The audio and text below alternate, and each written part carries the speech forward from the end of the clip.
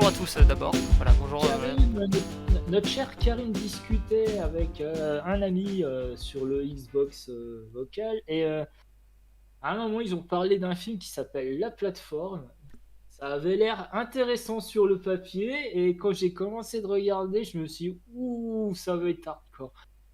Et à 30 minutes, je me suis dit c'est trop pour moi, je ne peux plus. Du coup, j'ai fait un tiers du film et j'ai arrêté en plein milieu, quoi. Et hardcore en quel sens? Bah, en gros, c'est du survival carcéral pour résumer. Hein, hein. Ouais, donc effectivement, Donc, ça sent l'ambiance. En gros, le concept, à 200 étages dans une prison. Il y a des cuisiniers qui font une putain de bonne bouffe. La plateforme démarre tout en haut, au premier. Et à plus tu descends, à plus ça augmente. Alors c'est un peu bizarre, mais bon, voilà. Et en fait, arrivé en bas, bah, il n'y a plus de bouffe. Mais en fait, en fonction de comment les gens mangent, bah, il y a de moins en moins à manger sur la plateforme. Mhm. Donc, c'est assez profond, c'est très... C'est malaise en fait. Moi, j'aime pas du tout cette ambiance. Donc, je ne spoil pas le film, j'ai juste donné le synopsis, mais bon, voilà quoi. Oui, voilà, le pitch, on va dire. Enfin, ouais, le synopsis, un début de synopsis. Ceux qui ont les très bien accrochés, qui aiment bien les ambiances de ce genre, bah, je vous le conseille hein, parce que c'est réussi. C'est noté. Salut. Bonsoir. Salut. Bonsoir, notre Salut. cher Vincent. Tiens, j'ai une petite surprise pour vous, les gars. Ouais, non, c'est Vincent, c'est Vincent. Coucou. C'est pour ça que je voulais faire au début avec vous, ou la fin. Salut Vincent. Salut. Vous êtes en live devant 250 000 personnes. Non, c'est pas vrai, il doit y avoir maximum une personne. Et vous parliez de quoi là, juste avant que j'arrive C'est Dom qui nous parlait d'un film qu'il avait commencé à regarder, qu'il n'avait pas fini, qui s'appelait La Plateforme, qui apparemment est plutôt du genre malaisant, enfin pas agréable à regarder, quoi. C'est assez. Non, mais il m'a prouvé Ah en ouais. une semaine chez moi qu'il aimait des films vraiment, mais vraiment qui sortaient de l'ordinaire. Quoi. La plateforme, j'ai bien aimé, moi. La plateforme, je connais pas.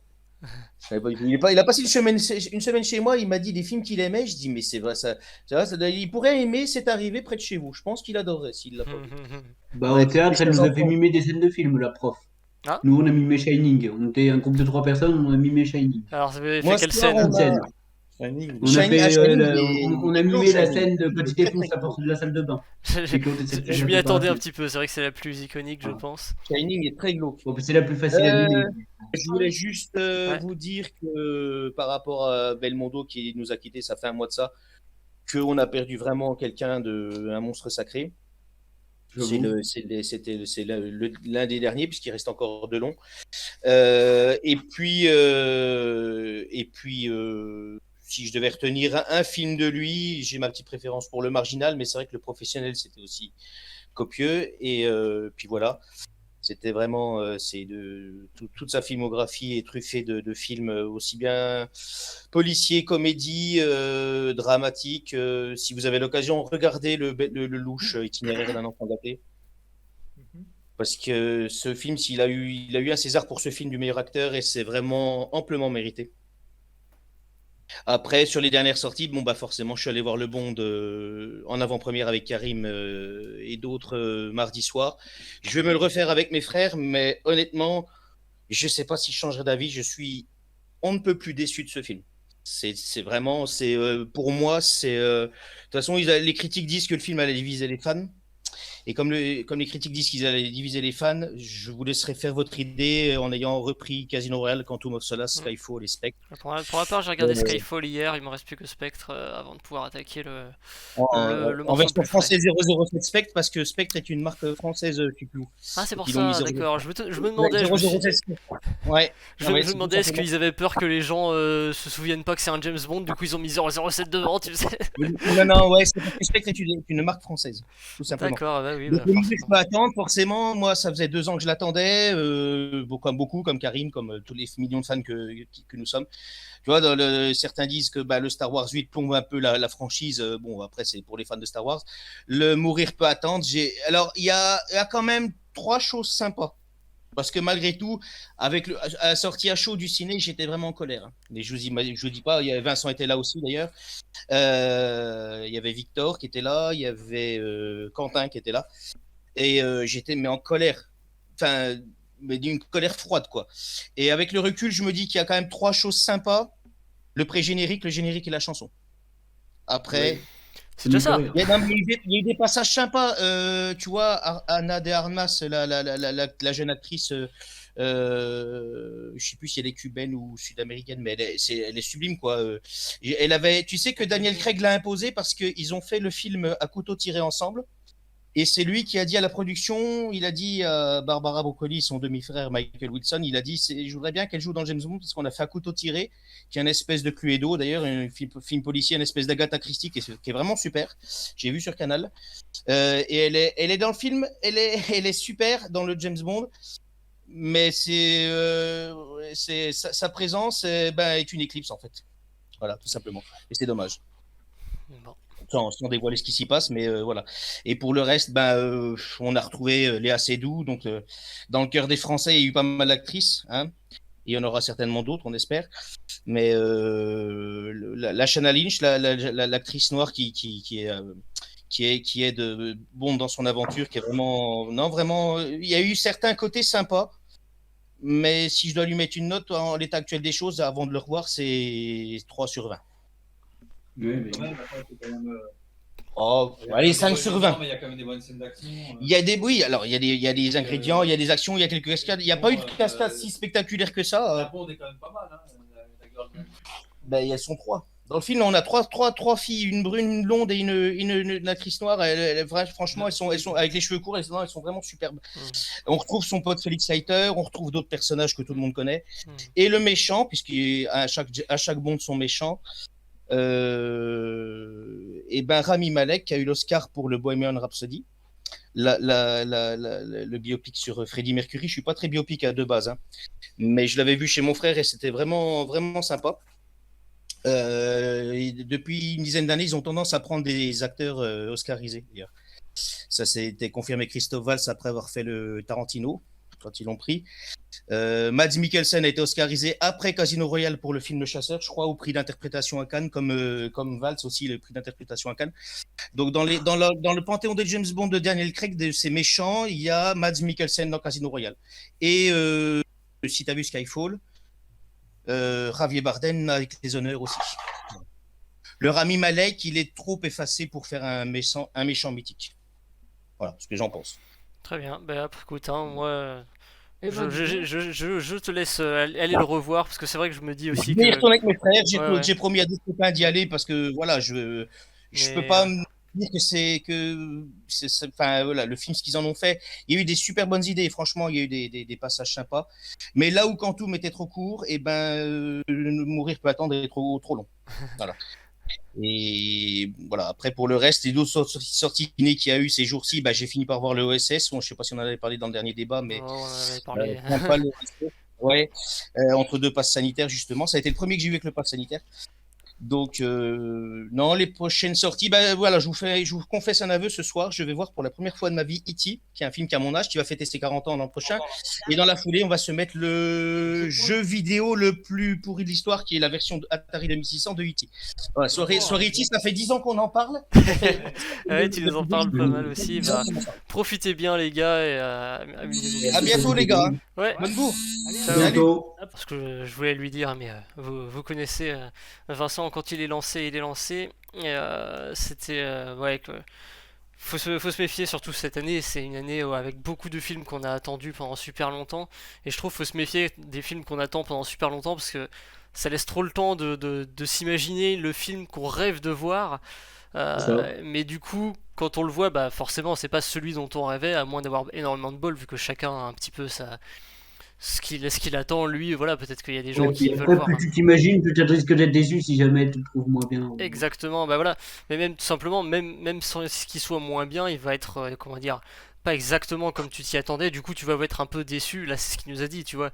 Il nous a pas dit directement. Il insistait surtout sur le fait qu'il était déçu, pas juste que c'était mauvais. Parce que, bah, effectivement, je pense qu'il attendait beaucoup. Et je pense que, ouais, il y a beaucoup de films cette année qui ont un peu ce danger-là. Enfin, les spectateurs, je dirais, ont ce danger-là et le film aussi, du coup. Que tu l'as tellement attendu que du coup tu t'es imaginé ce que tu espérais qu'il allait être, et bien forcément il y a des écarts, et du C'est coup à la ça. fin tu te dis bon ben c'était pas trop ça, mais généralement dans ces cas-là quand tu le revois, enfin je trouve que en général dans ces cas-là en le revoyant on l'apprécie mieux. Moi c'est ce que ça avait fait avec Kaamelott, j'avais dû en parler au dernier débat. Mais que j'avais plus aimé la deuxième fois parce que du coup j'étais moins occupé à comparer avec ce à quoi je m'attendais. Et C'est ça. c'est pour ça d'ailleurs que faut que j'aille revoir Dune, que je suis allé voir en avant-première. C'était quoi, le 14 du coup, septembre je crois. Et que du coup, alors j'avais déjà bien aimé, j'avais beaucoup aimé. Mais il était en dessous de à quoi je m'attendais, et forcément je m'attendais au film parfait dans ma tête, sauf que le film n'est jamais parfait, et quand bien C'est même il ça. serait parfait aux yeux de Villeneuve, il l'est pas forcément au mien, parce que voilà. Donc voilà, c'est pour ça il faut que j'aille revoir Dune, un de ces quatre. D'abord, je vais quand même aller voir Mourir peut attendre, parce que là, je vais sans doute regarder Spectre d'ici demain, après-demain plutôt, et je sais pas, peut-être que samedi soir on ira le voir ensemble, je ne sais pas. Et puis bon, de toute façon, ouais, j'irai voir comme ça. Et puis comme moi du coup je ne l'ai pas attendu de pied ferme, peut-être que je l'apprécierai plus, parce que du coup j'attendrai pas grand chose. Du coup, bah, puisque j'en parlais justement de ce fait d'attendre beaucoup un film, j'ai deux films que j'ai vus en septembre, donc depuis le dernier live, pour lesquels je suis des deux côtés de la barrière. C'est-à-dire le premier, donc je vous ai dit, c'est Dune. Je l'attendais mais énormément. Il était censé sortir en 2020. Ça faisait je sais plus combien de temps qu'on avait commencé à en entendre parler, et j'étais super chaud parce que je voyais que c'était déjà réalisé par Villeneuve, et je sais que Villeneuve, pour les ambiances un peu mystiques, avec une très très belle photographie, vraiment il envoie. C'est lui qui a fait Blade Runner 2049 pour ceux qui l'ont vu. J'ai pas Et- vu. Hmm. Je l'ai pas vu. T'as pas vu? Bah écoute, regarde le premier Blade Runner d'abord, parce que sinon ça va être compliqué. Ouais, c'est ça. Le premier Blade Ça, Runner ça, ça, de... ça parle de quoi? Alors ça se passe dans le futur. Alors ce qui est marrant, c'est que le premier Blade Runner, il se passe dans le futur, c'est-à-dire en 2019. C'est- il, Ouais. il est sorti, je sais plus, dans les années 70-80, et du coup le futur c'était 2019, donc c'était pas un futur très très éloigné. En fait c'était l'idée, je vais quasiment te réciter ce qu'il y a écrit au début du film pour t'expliquer le contexte. C'est donc dans un futur assez proche où l'humanité a commencé à conquérir un petit peu l'espace, enfin d'autres planètes et tout. Et surtout, ils ont créé du coup des robots à l'apparence parfaitement humaine, des androïdes quoi. Enfin, on sait même pas vraiment si c'est vraiment des robots ou s'ils sont genre un peu créés biologiquement, on sait pas trop. Parce qu'ils ont l'air vraiment très très humains. Sauf que dans leur tête, c'est un peu des robots, et ils ont été, tu vois, si tu veux, ils ont Ouais. été créés à l'âge adulte comme ça, avec une mission en tête, et le but, c'est en fait de les envoyer sur les colonies dans l'espace, parce que c'est dangereux et que du coup, on préfère y envoyer des robots que des humains. Et, Ouais. euh, et en gros, ben, le truc, c'est que des fois, donc on appelle ça des réplicants, ces robots humains là. Et des fois, bah, t'en as qui partent un peu en vrille et qui décident de se rebeller. Enfin, notamment là, au début du premier Blade Runner, t'apprends qu'il y a un équipage d'un vaisseau composé de réplicants qui s'est rebellé et qui est venu sur Terre, et qui cherche en fait à éviter leur destin, qui est bah, comment dire, d'avoir une obsolescence programmée quoi. En fait, au bout de je crois 4 ans, un répliquant il meurt, et il pouffe. Mhm. Et donc voilà, et donc t'as des mecs qui s'appellent les Blade Runners, qui sont déjà des genres d'agents de police spéciaux qui sont chargés de traquer les réplicants en situation irrégulière, genre ils se sont rebellés ou autre, ou alors ils ont dépassé leur date de péremption mais ils se baladent toujours, ce qui est pas normal. Et du coup ils doivent Oui, bah les oui. trouver et les buter. Mais attention, on dit pas les tuer, on dit les envoyer en retraite, tu vois. Ce C'est ne sont ça. pas des humains qu'on tue, ce sont des robots qu'on met à la décharge, attention, même s'ils ont parfaitement La l'air des retraite. humains, et qu'il faut vraiment être expert pour les différencier. Et tu vas voir un petit peu, bah voilà, un questionnement de finalement qu'est-ce qui fait, qu'est-ce qui fait l'humain, qu'est-ce qui fait la machine, est-ce que, avec même une petite fin ouverte un petit peu, on sait pas vraiment si le héros du film, est-ce que ce serait pas lui-même un répliquant sans le savoir, on ne sait pas. C'est ça. Euh, Ouais, et donc t'as ça. Et donc sur le Blade Runner 2049, donc, qui lui est sorti en 2019, tu vois, l'année qui était le futur dans le premier. Du coup, bah, c'est toujours plus ou moins le même système.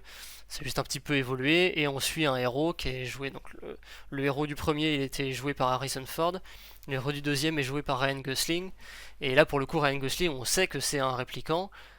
Et au contraire, on va se demander s'il serait pas un peu humain. Enfin voilà, au début du film, on apprend Ouais, je vois. que potentiellement des répliquants auraient réussi à avoir un bébé, ce qui normalement n'est pas possible. Tu vois, c'est des créatures artificielles, tu vois. Donc ouais, Ouais, ils sont bah bien oui. biologiques, tu vois, mais ils sont pas censés pouvoir se reproduire. Mais potentiellement, il y en a qui auraient peut-être réussi à le faire. Et du coup, on se demande si le héros, est-ce que ce serait pas le répliquant qui est né normalement, quoi.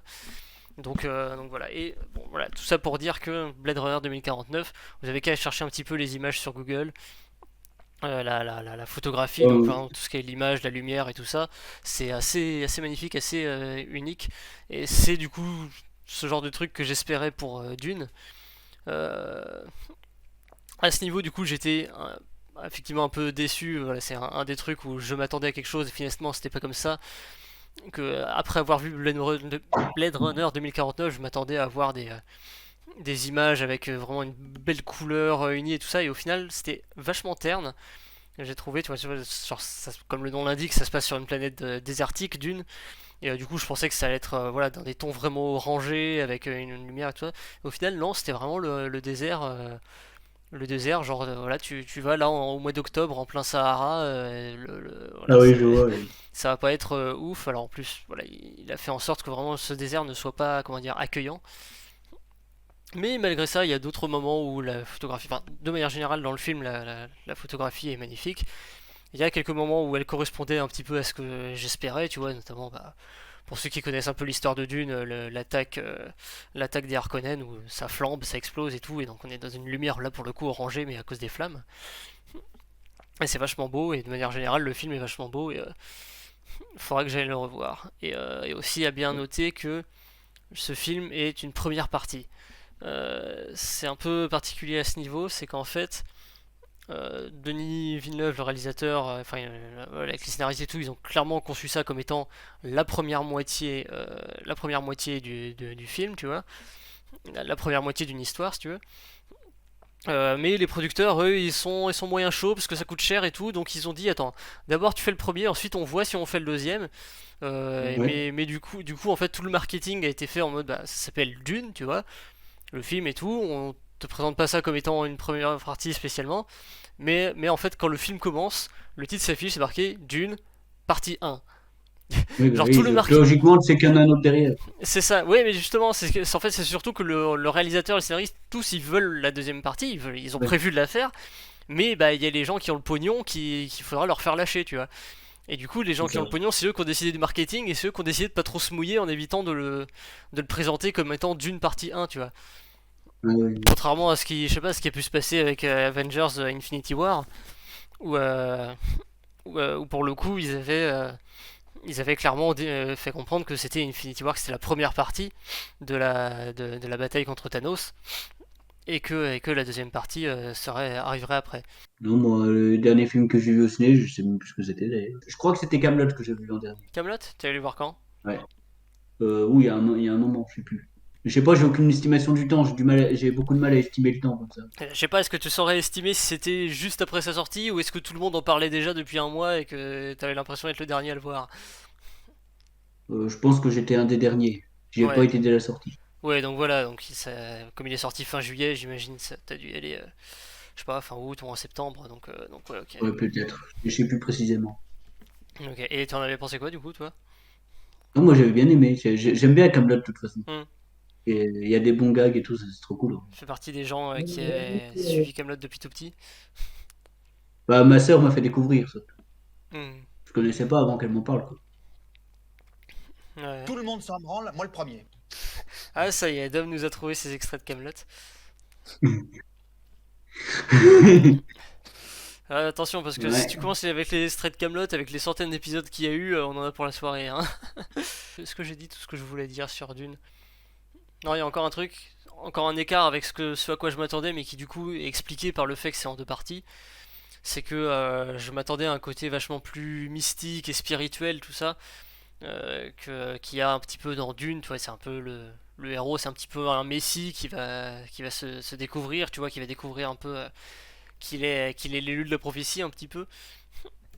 Et du coup, il y a un gros côté spirituel et tout ça, et alors, ça, c'est, bah, d'une part, c'est un truc que j'attendais un peu trop, et je le savais déjà à l'avance, parce que j'avais en tête le film Dune qui n'est jamais sorti, qui n'a jamais été tourné, mais qui avait été un projet d'Alejandro Jodorowsky, qui est un réalisateur assez perché, mais du coup vachement. Enfin, une fois que t'es parti dans l'idée que tout était super symbolique et que fallait vraiment essayer de comprendre le symbole derrière ces images et tout ça, et la spiritualité et les machins, ça devient d'un coup tu te rends compte que c'est génial. Et il voulait faire Dune Oui. et ça aurait sans doute été quelque chose de monumental, c'était parti pour. Mais voilà, les studios n'ont pas eu la confiance pour le coup, même pour le départ, ils n'étaient pas chauds pour lui donner le pognon qu'il voulait. En même temps, c'était assez colossal ce qu'il demandait. Et du coup, c'est un peu. Enfin, je vous laisserai regarder. Il y a deux épisodes du Faussaire de film qui en parlent, celui sur Dune et celui sur les films cultes jamais réalisés. Et il y a le documentaire Jodorowsky's Dune qui en parle également. Et enfin, qui est littéralement là-dessus. Et on se rend compte, ouais, vraiment que ça aurait pu être un truc monumental qui n'a jamais existé. Et du coup, bah, un petit peu ce Dune là, c'était un petit peu l'attente de beaucoup de gens qui connaissaient cette histoire du Dune de Jodorowsky et qui espéraient que ça allait être ce film-là, tu vois, un petit peu remis au goût du Ouais, jour bah et tout oui. ça. Au final, non. Au final, non. Clairement, de toute façon, ça aurait pas été possible et tout. C'était pas possible et je pense que ça aurait été une mauvaise idée d'essayer de faire ce que voulait faire Jodorowsky. Chaque film est un peu ancré dans son époque et ça, je pense que ça aurait pas forcément bien réussi. Et Villeneuve a fait le truc à sa manière et c'était très bien comme ça. Et par contre, le côté plus spirituel, du coup, arrivera plutôt dans la deuxième partie, puisque là, à la fin de la première partie, sans vous spoiler, mais en gros, voilà, c'est un peu un moment où il va passer le pas et comment dire, embrasser son destin sur la planète Arrakis et qui va le mener, du coup, voilà, à devenir un peu l'élu de la prophétie. Et donc j'attends de pied très ferme cette deuxième partie. Et du coup, c'est pour ça aussi qu'il faut que j'aille voir le film au cinéma, que revoir le film au cinéma. Comme ça fera du pognon pour les producteurs. Ils seront contents et ils se diront, ok, on lance le deuxième. Je vois, je vois. Allô. Ah, on l'entend. On l'entend. On le voit pas encore, mais on l'entend. C'est dommage, je voulais faire mon petite entrée avec la petite musique de James Bond et voilà, le fail. Eh non, eh non. On a les yeux sur l'écran, là on voit tout ce qui arrive. C'est pas ça la musique de James Bond. Non, C'est l'Europe. j'ai entendu le fameux James Bond. Ouais. J'ai cru qu'on est parti sur le spoil. Non, pas. Eh non, c'est bon. En tout cas, j'ai. Je vais pas comprendre Non, de toute je façon, vais voilà. pas comprendre le film, parce que comme j'ai pas tout vu, j'ai pas vu les autres trucs, les Bah, autres en fait, films. moi je vais rajouter ce que Vincent disait un petit peu. Mhm. Bon, après, c'est la partie Bah, histoire. vas-y, hein. Faut regarder les anciens. Faut regarder tous ceux de l'ère Craig et vous allez comprendre en fait tout le film. Moi, je peux pas après spoiler, je peux rien faire. Mhm. Donc là, du coup, maintenant, je ne dis plus rien. Donc voilà. Ça vaut le coup de le voir parce que voilà, c'est le dernier de Daniel Craig surtout qu'il faut mentionner. Parce que voilà, en plus avec le recul de ce que j'ai pensé, bah du coup, ça y est, il a rempli son contrat en fait. Parce que à l'époque de Skyfall, il en avait signé pour deux autres. Et du coup, bah, les deux autres sont arrivés. Donc Spectre et Mourir peut attendre. Donc du coup, voilà, c'est la fin du personnage, la fin de l'acteur.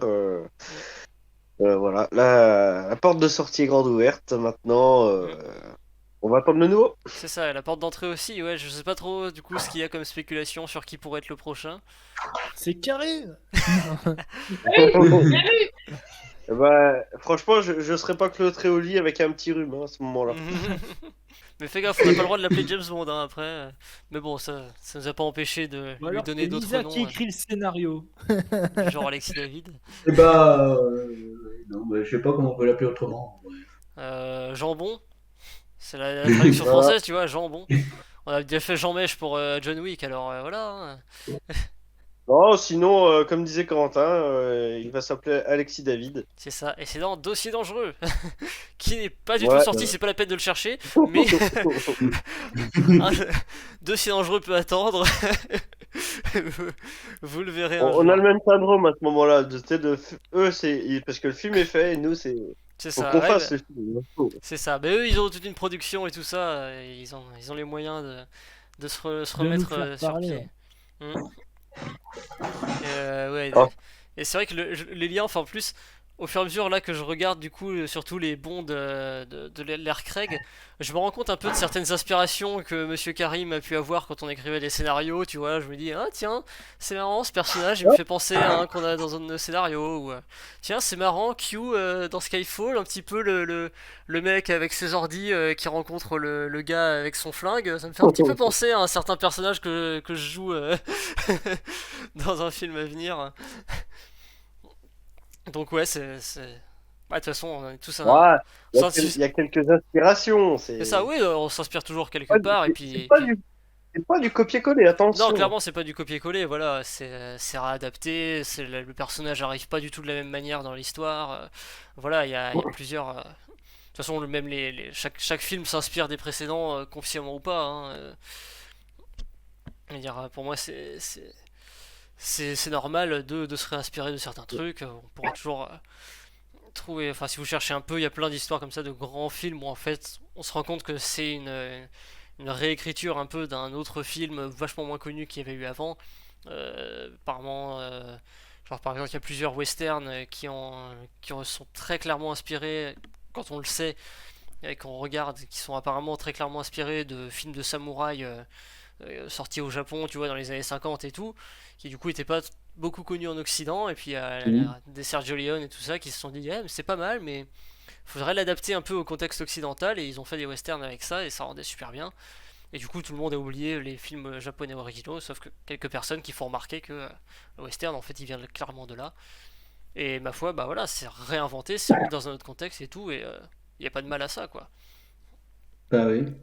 Et comme effectivement, voilà, quand on reprend un peu une image d'un personnage ou une relation entre personnages ou un petit truc comme ça qu'on file dans un film, bah voilà, c'est très bien. Hein.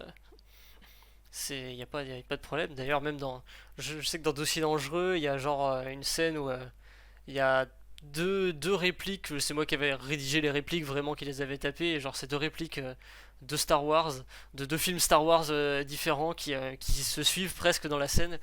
Et en fait, Et ça je passe suis crème. ton père. Et Pas viens celle-là. avec moi si tu veux vivre. Mm.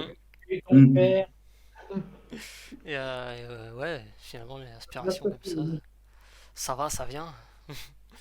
Ça se réutilise, ça se recycle. Et, c'est la grande histoire du cinéma qui se continue encore et encore. Et ça continue encore et encore. C'est que le début. Encore et encore.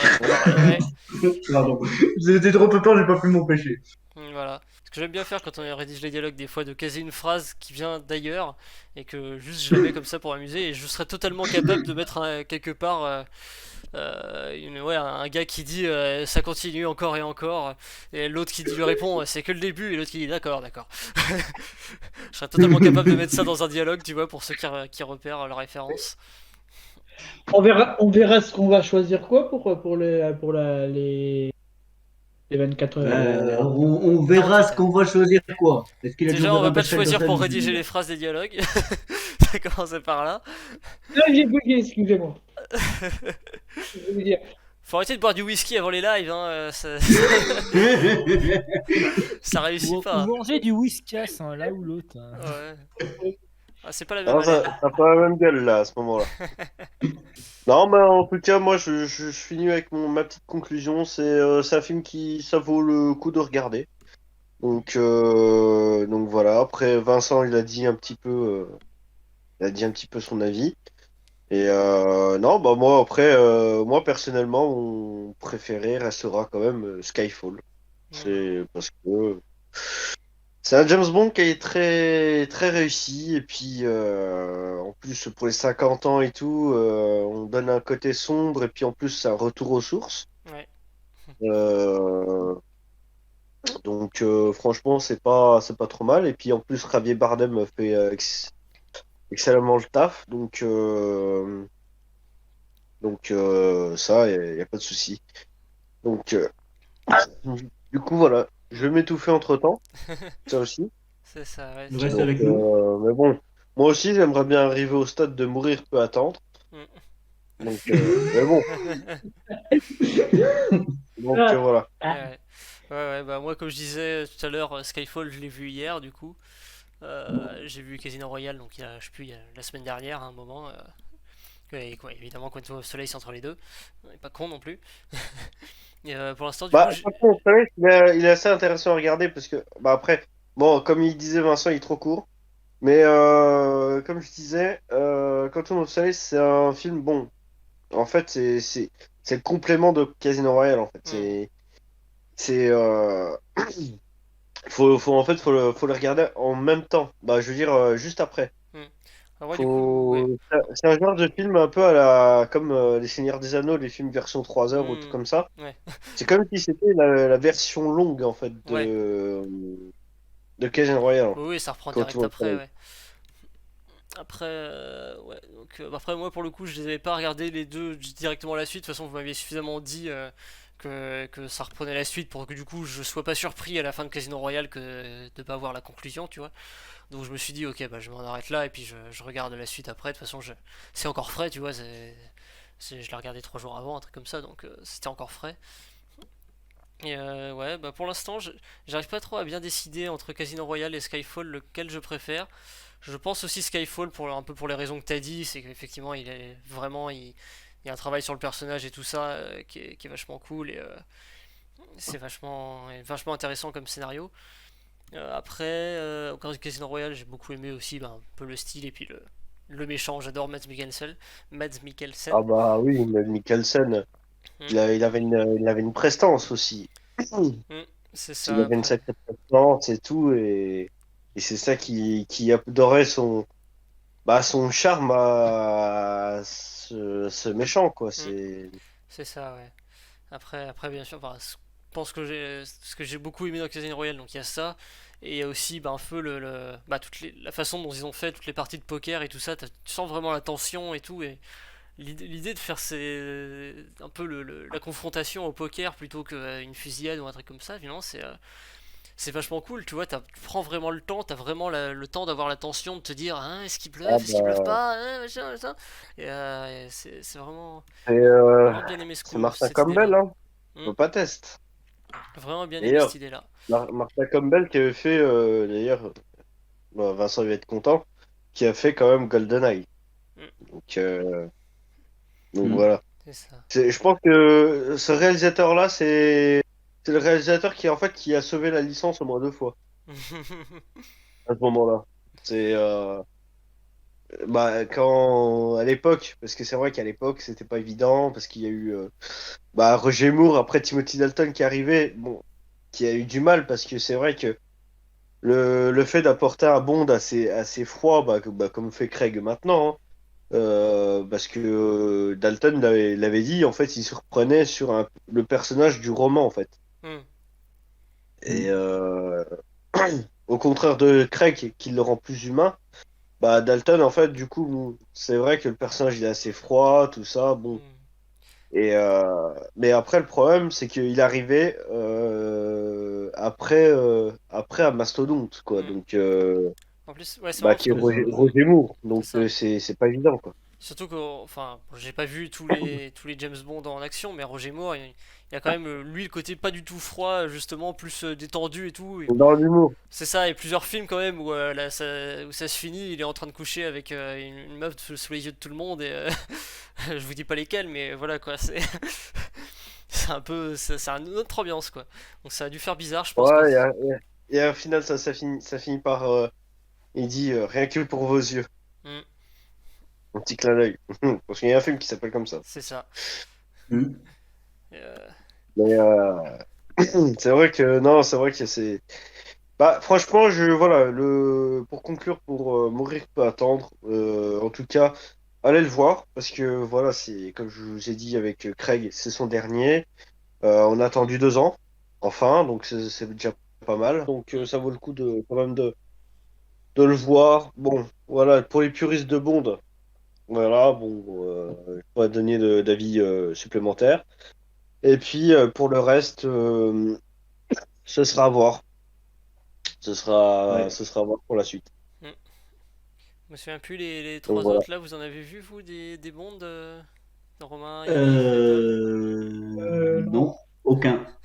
Alors je pense que c'est une honte, hein, on n'en a vu aucun. Bon, ouais, bah, c'était encore mon cas il y a pas si longtemps. Enfin, si j'avais vu Quantum of Solace, mais sans avoir vraiment en tête le scénario de Casino Royale, donc c'était pas machin. Donc il n'y a pas de honte. Il y a jamais trop tard pour bien faire. Pour se Surtout, rattraper. mais surtout, ce qui m'a fait marrer, c'est tous les deux vous avez fait en même temps.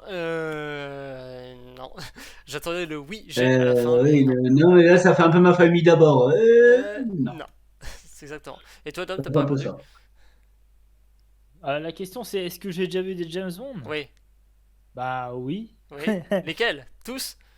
Pas tous, mais ceux de Brosnan jusqu'à Spectre, je Ah les bah là, avais vus. Hmm. Bah, notre époque, quoi, finalement. Ouais. Celle où on était né. Et du coup, est-ce que t'as un préféré? Difficile à dire. bah voilà. Moi c'est dit. Mhm, Ouais, c'est ça. c'est forcément difficile. Très bien, Ouais. très bien. Bon, nous avons parlé sur Bond. Messieurs, je sais pas si vous avez. Donc, toi, Romain, tu me disais le dernier film que tu allé voir c'était Camelot et que tu avais bien aimé, Ouais. que c'était marrant et tout. Les autres, je sais pas. Alors, Dom nous a parlé de la plateforme. Ouais. Bah, vu que Ah Karine en d'ailleurs, on en a parlait, parlé pour que je regarde, ouais. j'ai arrêté au bout de 30 minutes, j'ai pas pu, les attestants ont failli ressortir. Bon. Hélas. Euh, Bah après, comment ça s'appelait? C'est le film, comment il s'appelle? Euh... Bah tiens, le prochain film que je vais essayer d'aller voir, c'est Venom, Hmm. qui va sortir dans 2 semaines. Donc bon, en tout cas, on remercie les États-Unis pour les dates de sortie. Parce que, bien sûr, si vous voulez les spoils, n'allez surtout pas pour YouTube et tout le bordel, parce que là, vous en aurez plein la gueule. Ah, il est déjà sorti. Non, mais je pense que à ce moment-là, le film est déjà en ligne en streaming, Ouais, donc je sûrement. Oui, pense bah, que t'as voilà. forcément des gens qui vont aller dans une salle un peu obscure Euh, et ça, filmer. ça, c'est le problème des films qui sortent avec 2 semaines d'intervalle avec la Hmm. France, avec le marché européen. Hmm. Voilà. Bon. Par exemple, la licence James Bond, ils n'ont pas été bêtes de faire 1 semaine d'intervalle, donc voilà, ça laisse le temps du coup de voir un petit peu Ouais. bah, d'éviter de regarder YouTube et tout le bordel, donc ça c'est bon. Hmm. Mais le reste, bah par exemple Venom, bon, voilà, moi je crains le pire parce que je pense qu'il va se faire spoil, Hmm. mais en mode je sais pas quoi. Hmm. Donc Ouais, ouais. Ouais, c'est marrant parce que des fois c'est dans un sens, mais des fois c'est dans l'autre. Genre, je parlais tout à l'heure de Dune. Lui, pour le coup, il est sorti en France ouais, 15 septembre, je crois. Et aux États-Unis, genre là, il y a pas longtemps, je crois. Enfin, à la fin du mois ou un truc comme ça. Genre, limite, à un moment, je voyais sur Twitter une pub pour dire, tu vois, qui faisait un peu le teasing, genre, waouh, dans 2 semaines, il y a Dune qui sort. Moi, je suis là, mais attends, je l'ai vu la semaine dernière. J'ai mis une petite seconde à capter qu'eux, ils l'avaient 3 semaines plus tard, et du coup, j'étais en mode, ah oui, ah bah oui. Du coup, je leur ai dit d'aller le voir quand ils pourraient. Pauvres Amerlocs. Mhm. ouais, d'ailleurs, par contre, ça j'ai pas compris comment ça se fait que c'est la France qui, marché européen qui l'ont en Je sais premier pas, il y que. a dû avoir je sais pas, peut-être une embrouille de contrat ou quelque chose. Pourtant, en plus, Villeneuve est canadien, pas français, donc a priori, je sais pas trop. Donc, Bah, parce qu'ils ils ils ont prêté leur soutien par rapport à. Ils ont prêté leur soutien par rapport aux sous-marins, c'est pour ça. Donc, vas-y, ouais. Mhm. Non, quand même pas de distance géopolitique là. c'est ça. C'était quoi? Tac, tac. On va avoir des problèmes, merde. Et il y en non, a qui quand ont même. essayé, ils ont eu des problèmes. Ah non, il n'est même pas encore sorti aux États-Unis là. Waouh. Ah, Quoi, Dune n'est pas encore sorti? le 22 octobre, putain. Ouh là là! Mais les Putain, mais mecs, ils quoi. sont pris une fessée Mais déculottée, ça, hein. et plus d'un mois entre les deux, genre Belgique, France, Suisse romande 15 septembre, Italie 16 septembre, et Canada et États-Unis 22 octobre. Alors je sais pas ce qui se passe, mais ouais, je sais pas. Donc, c'est coproduction américano-canadienne, donc a priori l'Europe n'a pas de, les Européens n'ont pas d'avantage. On remarque que c'est les Il y en pays a qui ont. francophones Ah mais attends, peut-être que c'est juste que sur la page Wikipédia française, ils précisent pas ils précisent la sortie aux États-Unis et la sortie francophone, mais pas les autres. Je vais regarder sur la page oh, bah non, en italien, je le sais déjà. En espagnol, je parle pas espagnol, mais bon, ça va, je me démerde, j'arrive à comprendre les mots. 15 septembre international, 22 octobre, ouais, non, ils précisent aussi ici 15 septembre. Bon, eh bien, voilà, je ne sais pas, je ne sais pas. Des fois, les contrats à Hollywood, faut pas trop chercher à comprendre. Comme, bon, oui. Comme ce que nous expliquait tout à l'heure Vincent, que Spectre s'appelait 007 Spectre en français, parce que sinon c'était le nom d'une marque française et qu'il y avait un procès qui allait arriver. C'est ça. Ce genre Bah, genre d'embrouille. Bon, après, je veux pas rebattre sur ça, donc Mm. voilà. Ouais, Ouais, on va éviter toute l'histoire 007 ouais, sur toute la soirée. c'est ça. Parce que Allez, là, allez, on est parti, changeons de là, on est sujet. parti pour 10 heures. Mm. J'ai vu, alors moi sinon comme autre film, oui c'est vrai que je voulais parler de ça tout à l'heure. J'avais parlé donc de Dune que j'attendais énormément et que du coup c'était un peu en dessous de mes attentes parce que mes attentes étaient trop hautes en fait, je m'en suis rendu compte. Et de l'autre côté, il y a un film où pour le coup j'attendais pas grand chose et du coup bah, j'ai pas été déçu forcément. C'était Shang-Chi la légende des 10 anneaux. C'est le dernier Marvel qui est sorti. Assez discrètement il m'a Ah ouais, semblé. c'est vrai qu'il y a ça qui est sorti aussi. Mm. C'est ça, donc et ça pour le coup bah voilà, j'attendais pas grand chose. J'avais vu la bande-annonce, j'avais vu qu'il y avait des combats d'arts martiaux vachement stylés. Je me suis dit, allez, j'ai envie de voir des combats d'arts martiaux vachement stylés. Je vais aller le voir au Cinoche. Je suis allé voir et bah, il y avait les combats vachement stylés, donc ça déjà j'étais content. Et puis Ouais. il était sympa de manière globale. C'était marrant, mais sans que ça casse trop l'ambiance dramatique quand il fallait, tu vois. Problème qu'ont eu certains Marvel, mais celui-là, je trouve, ça se démerdait parce que c'était une ambiance plus détendue dès le départ en fait. Mm. Là où certains Marvel ils partent vraiment dans l'ambiance dramatique, mais t'as des trucs comiques de temps en temps pour dédramatiser et des fois ça casse un peu. Là pour le coup, ça commence plus sur une Bon, ambiance un peu assez comique dès que tu découvres le héros en fait. Et du coup, c'était assez sympa. J'aime bien aimer aussi la façon dont il représente un peu des trucs folkloriques chinois. Voilà, c'était sympathique. C'est pas le Marvel de l'année. Alors, apparemment, il a été très bien noté. C'est vrai qu'il est bien. Mais du coup, voilà, il était cool. J'ai bien aimé. Il sort pas mal de la série. Et voilà, ce qui se passe quand on n'attend bon. pas grand chose d'un film, c'est qu'on peut pas être déçu. Donc finalement, finalement, est-ce que ce qu'on devrait pas faire quand il y a un film qui nous fait envie, qui est annoncé longtemps à l'avance, c'est juste noter la date, ne pas regarder genre les bandes annonces ou les avis, des trucs comme ça, pas essayer de s'imaginer le truc et D'accord. juste aller voir et se laisser surprendre. Moi je dis c'est peut-être pas une mauvaise idée. Bon, bah ça, Hmm, faut savoir. voilà. Et, sinon un autre film que j'étais allé voir, c'était Bac Nord. Je sais pas si vous avez entendu parler de celui-là. Ah, Pas du tout. j'en ai entendu parler, mais je suis pas encore allé le voir. Hmm. Donc ouais, ça se passe dans les quartiers nord de Marseille, ça se passe dans les quartiers nord et tout, et tu suis bah, la BAC des quartiers nord qui va préparer une grosse opération pour une grosse saisie de drogue pendant enfin voilà, un transfert d'une grosse cargaison de l'étranger vers la France et c'était bah, alors, c'était assez sympa comme film aussi. Euh, pour ceux qui se poseraient la question, donc il prend forcément les films qui tournent autour un peu de la police et tout.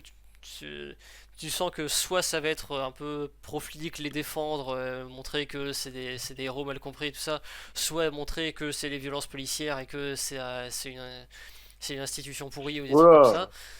Là pour le coup il est plus dans le côté pro-flic, donc plus dans le côté, bah, enfin, ça raconte une histoire, c'est inspiré d'une histoire vraie, de flics, de la BAC, qui se sont retrouvés coffrés par les GPN, et en fait il s'est avéré qu'ils n'étaient pas si coupables que ça de ce qu'on les accusait. Et c'est un peu ce que te raconte le film, comment ils en sont arrivés à faire les trucs dont on les a accusés après, et comment ils en sont sortis après, à quel prix, enfin voilà, un petit peu tout ça. D'ailleurs Bon. c'est assez particulier la façon dont il se distancie un peu de la réalité tout en s'y raccrochant. C'est-à-dire qu'en fait, genre sur la fin du film, tu sais, t'as les machins en mode tel personnage ensuite est devenu infirmier, tel autre est devenu gardien de prison, machin. Enfin, il te raconte genre ce qui leur est arrivé après, genre en mode voilà, c'est histoire vraie. Mais en même temps, les trois personnages, je crois pas qu'ils correspondent vraiment à l'histoire réelle de cette affaire qui avait eu lieu, je crois, c'était 2012 ou un truc comme ça, ou 2011, qu'il y avait eu cette grosse affaire au quartier de Marseille. Et même t'avais eu une intervention à la télé de Manuel Valls, qui était ministre de l'Intérieur, et l'intervention apparaît dans le film. En fait, t'as un moment où t'es à la télé et t'as Manuel Valls qui en parle. Du coup, c'est assez marrant de voir ce truc là.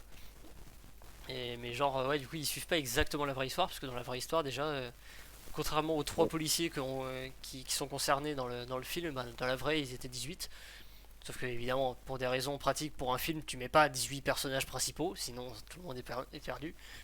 Donc, ils ont réduit à 3, mais en sous-entendant quand même que bah, il y avait leurs collègues qui participaient à leur truc, mais juste eux, ils se sont pas fait accuser.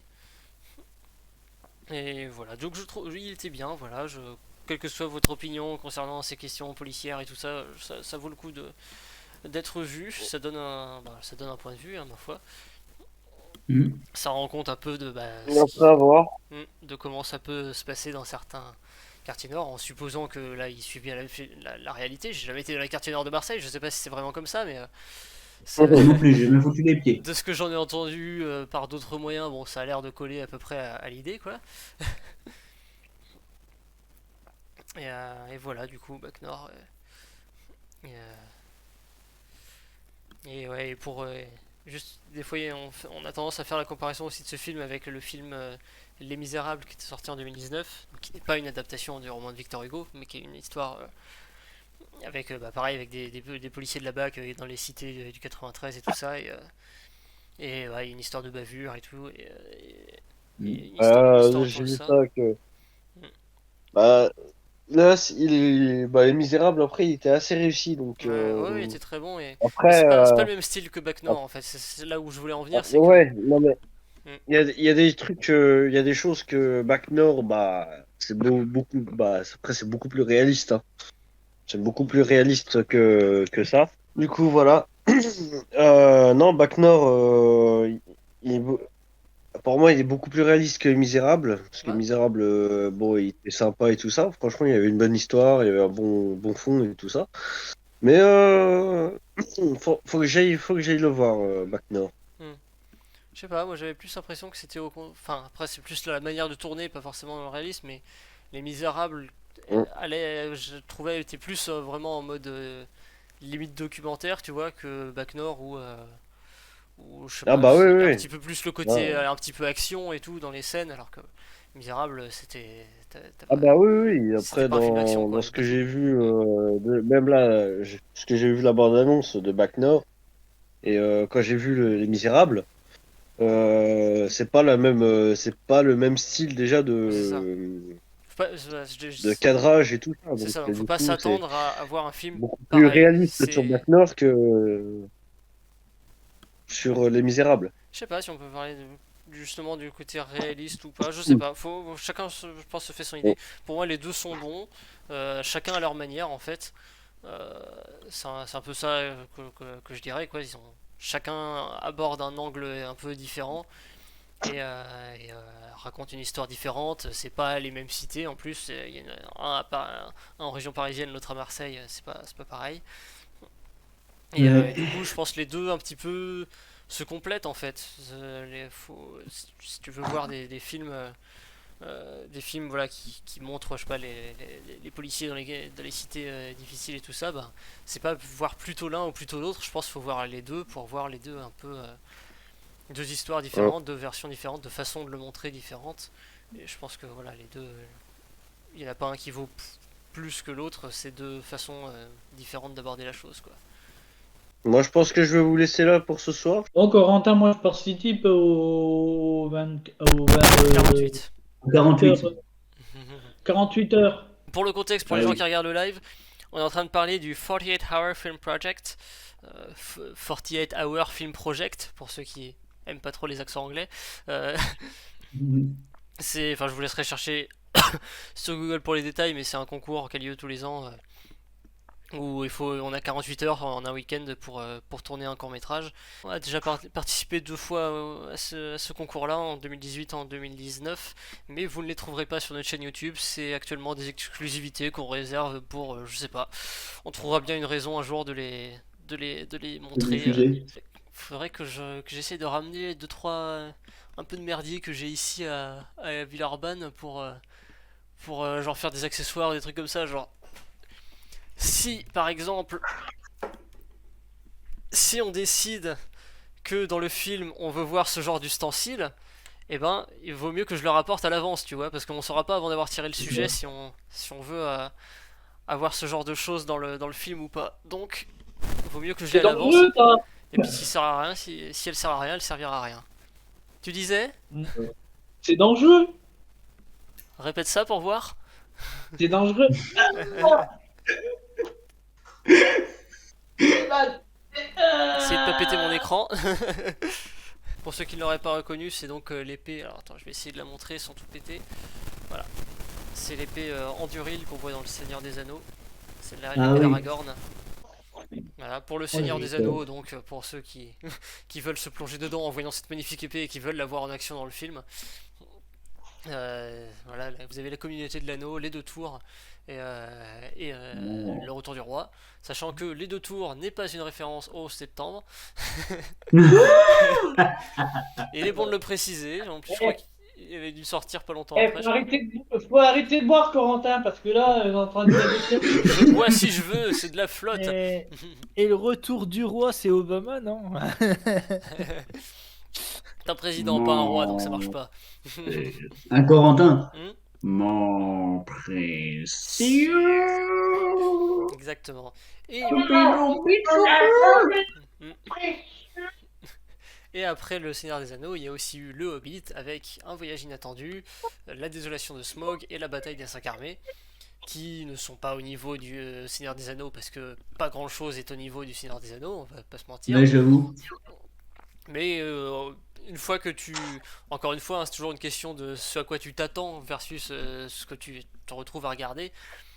En ce qui concerne le Hobbit, bon bah voilà, il faut pas aller les regarder en s'attendant à revoir le Seigneur des Anneaux en plus moderne, tu vois, c'est pas, non, ce sera le premier, vachement plus en mode déjà pour enfants, tu vois, un peu comique, un peu bon enfant et tout ça, enfin, le Hobbit Les à la autres, base. moins. Ça, c'est sûr. Et ça, de toute façon, le Hobbit à la base c'était un conte pour enfants, hein. Ouais. Donc voilà, et puis les deux suivants vont un peu plus vers un côté sombre, mais bon, voilà, c'est pas le Seigneur des Anneaux. De toute façon, c'est pas mal un petit Ouah. peu. Le Vas-y, vas-y. deuxième, le deuxième, il a envie de nous en fumer déjà, donc. Ah putain, Smoke, ouais, bien sûr, évidemment. Putain, tu savais ça, je crois que t'allais donner un vrai avis et tout ça, qu'on allait débattre et tout, mais non. Le lac est beau, fraîcheur son eau, c'est délicieux. Ce que nous voulons, c'est du poisson fort bien goûteux. On est pas possible. Tiens, après dans la catégorie des accessoires qui pourraient servir d'une manière ou d'une autre, j'en ai une poignée par ici. Par exemple, ce calice ici. Ah ouais. T'as trouvé le Graal?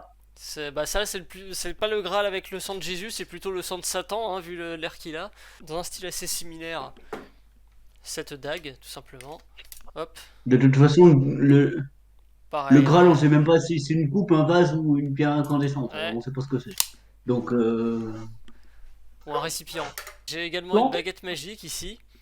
Donc je sais pas s'il y a des et grands fans d'Harry tu Potter. l'as acheté à l'échoppe magique? Non, celle-là je l'ai achetée à la boutique sur demande à Grenoble. Ah, Donc voilà, Une référence à la salle sur demande. exactement. oui, bah oui, c'est logique. C'est ça. Sauf qu'elle apparaît pas quand t'en as envie, quoi. Non, elle apparaît quand elle est ouverte, du lundi au samedi, 14-15 heures. C'est pas le même délire. Et voilà, donc là, s'il y a des connaisseurs de Harry Potter, peut-être qu'ils reconnaîtront de quelle baguette il s'agit, même si... Alors, je suis connaisseur, mais au point de reconnaître la baguette, Allez, pas à ce voilà. point-là. Eh bien, c'est la baguette de Sirius Black. Ah ouais. Oui. Voilà, pour connaître un petit peu les La motifs. baguette de Suro, j'aurais su la reconnaître avec Ouais. les boules On voit un dessus. petit peu les motifs, là, ça fait un peu penser aux tatouages de Sirius Black, donc on est un peu sur ce genre de truc. Ouais. Et j'aime bien, parce que bah, déjà, j'adore le personnage de Sirius Black, je le trouve super cool. Mais là, le problème, c'est qu'il se fait buter par Bellatrix, quoi. Spoiler! Oh, bah, de toute façon, tout le monde l'a vu, alors, Mm. enfin, je pense. Ah, ça dépend, hein, ça dépend. Et je connais des gens qui n'ont pas vu les Bonds, et il y a des gens qui n'ont pas vu les Harry Potter. Ah, oui. Et il n'y a pas si longtemps, j'étais dans les deux catégories à la fois. J'ai regardé, je me suis fait les Harry Potter en 2018, je me suis fait les Bonds à partir de 2020 en gros. Donc ne vous dites pas forcément que tout le monde a tout vu. Bon après, bon voilà. Je me plains pas forcément quand je me fais spoiler un truc qui est sorti 20 ans plus tôt si tu veux. Donc bon, Oui, oui. je n'en ai pas voulu. Et disons que t'aurais plutôt tendance à te plaindre si tu te fais spoiler d'un truc qui est au ciné que tu veux aller voir, quoi. C'est ça, voilà, typiquement, si effectivement si on me spoil Mourir peut attendre, peut-être que ça va un peu moins me faire plaisir. Pour finir avec les objets de film, là pour le coup, je sais pas si vous avez vu ce film. Corentin, Ouais, essaie de la faire tourner sur ta table. j'en rate un petit peu, je n'ai pas d'entraînement pour ça. Donc bon, personne ne sait de quel film c'est tiré ça. Non. Euh, La- Peut-être ça me dit la- quelque chose que tu viens de me le dire. Oui, Jean. Non. Dom non plus. Ah, mais ça, c'est Inception. Exactement, voilà. Ça C'est m'aurait la étonné fameuse copie qu'il faut pas peut faire tenir à quelqu'un d'autre parce qu'il y a que la personne qui crée son rêve, enfin sa dimension parallèle, qui doit savoir le poids de l'objet. C'est ça. C'est ça. Donc pour ceux qui n'auraient pas vu Inception, qui sont un peu paumés, dans Inception, donc les gens partagent des rêves. En fait, ils se branchent à une machine pour tous être dans le même rêve. Et le problème, c'est que bah, des fois, quelqu'un peut vous droguer pour vous endormir, et ensuite aller partager un rêve avec vous, et vous n'êtes pas conscient que vous êtes en train de rêver avec les personnes. Et du coup, ce qui est utile, c'est d'avoir un objet, un petit truc comme ça que tu peux avoir dans la poche, où toi seul sais exactement quel est son poids, quel est son équilibre et tout ça. Ce qui fait que il n'y a que toi qui le touche, et ce qui fait que si Ouais. tu es dans le rêve de quelqu'un d'autre, la personne ne peut pas l'objet n'aura pas le même poids, le même équilibre qu'en vrai, parce que la personne qui rêve ne peut pas savoir quel est son poids et son équilibre réel. Du coup, ça va dépendre de sa connaissance, et donc il faut que chacun ait son petit objet que lui seul touche, que lui seul connaît bien. Et comme ça, si tu as l'objet qu'il est bien comme il faut, c'est que c'est bon, soit tu es en vrai, soit dans ton propre rêve, mais dans ces cas-là, généralement, tu le sais. Ou alors, et si par contre il n'est pas normal, bah, c'est que tu es dans le rêve de quelqu'un d'autre. Et à ce moment-là, faut se méfier. Corentin, Ouais. question de curiosité, tu préfères lequel des deux? Alors, ça fait longtemps que j'ai pas vu Noces funèbres, donc c'est compliqué de choisir. Puisque c'est un peu pas vraiment à l'égalité, mais de mémoire, j'aime quand même mieux. Ah non, ah non, quand même, j'ai du mal à choisir. Je Oh, pense quand moi, même que j'aime mieux l'étrange Noël de Monsieur Jack, je pense. Ouais, moi aussi, je pense. Mais c'est marrant parce qu'il y a marqué Tim Burton Pictures présente alors que c'est Henry Selick avec la collaboration de Tim Burton. C'est un peu bizarre. Oui. Enfin, de toute façon, hein, il savait qu'un truc un peu macabre comme ça, il fallait mettre le nom de Tim Burton sur l'affiche et sur le DVD pour que les gens viennent voir. C'est une valeur sûre. Sacré Tim Ouais. Burton. Bah, moi, j'en ai plusieurs. En Tim Burton, j'ai ça, j'ai Edouard Main d'Argent. Un dernier objet inspiré d'un film. Celui-là, je sais pas si vous Je vois pas pour l'instant. Celui-là, je sais pas si vous allez le reconnaître. Bon, il est pas exactement comme dans le film, hein. Mais Ça me le dit un motif. truc. Ça me dit un truc. C'est pas Le la docteur boussole de, Who. je sais plus, la croisée des mondes, un truc comme ça. Je sais Non. plus le titre exact. C'est un Euh, film de. Je crois que c'est 2016. Qui se. Hop, ah oui, bon, il est trop large pour le montrer, mais qui se porte normalement comme ça. hmm. Eh bien, c'est le médaillon de Doctor Strange. Ah oui, Avec bah oui, jusqu'à pas trouver, j'ai jamais vu non plus. C'est ça, avec la pierre du temps à l'intérieur qui est cachée, il faut faire des signes magiques pour la dévoiler. Là, c'est un peu plus simple, il faut faire ça. Hop, voilà. Mais du coup, c'est pas la pierre du temps, à l'intérieur, c'est une montre. J'avais oublié ce dernier objet que j'ai du Seigneur des Anneaux, c'est la bague d'Aragorn. Ah oui. La bague de, enfin, bague de Barahir. On l'appelle la bague de Barahir, mais du coup, c'est Aragorn qui la porte dans le film. Moi, je crois que les personnages que j'aime bien de Seigneur des Anneaux, c'est les Ents. Je les trouve cool. Les Ents, ah oui, c'est vrai qu'ils sont sympas. Ils sortent un peu Ouais, de nulle part, tu vois. Tu sens qu'ils sont pas vraiment dans le coup, mais globalement, ils donnent un coup de main, ils sont contents, tu vois. c'est ça. Ils donnent leur contribution à la bataille. C'est ça. J'ai téléchargé il y a quelques temps, du coup, les Seigneurs des Anneaux en version longue et en Full HD. Que jusque-là, je les avais toujours eu en qualité un peu pourrave.